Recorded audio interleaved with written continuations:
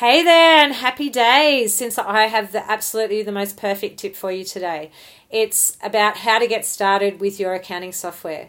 So as we've already talked about, using accounting software to run your business's finances is going to make the running of your business so much easier.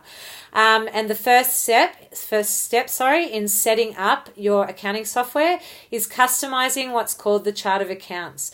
Now, I realize you probably don't have any idea what I'm talking about, so let me explain.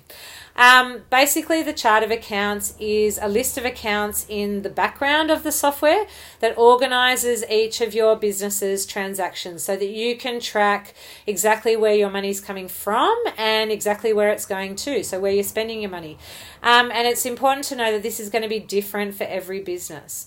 Now, the most important accounts to know about are what are called your income accounts, your cost of sales accounts, and also your expense accounts.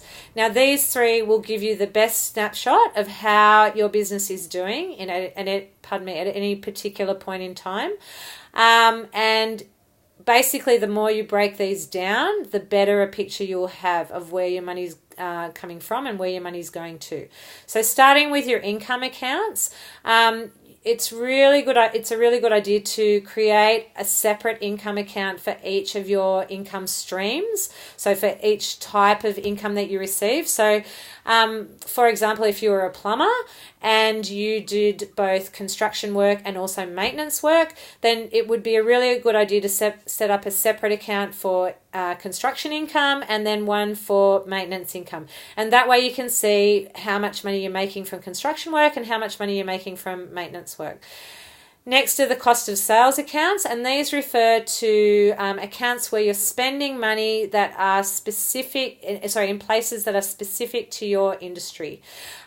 So going back to our examples, if you were a Sparky, different cost of sales accounts might be one for electrical cable, one for conduit, one for power points and switches, and one for lights.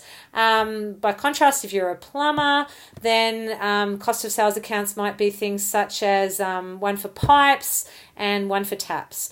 And basically, as we've already said, the more you break these down, the better a picture you'll have of how much money you spend on each of these types of things. Then finally, we've got the expense accounts, and these are accounts that are pretty much common to all businesses. And so they're things like fuel, telephone, insurances, etc., etc. And quite often these are already set up in the accounting software, so you usually won't have to do much with these.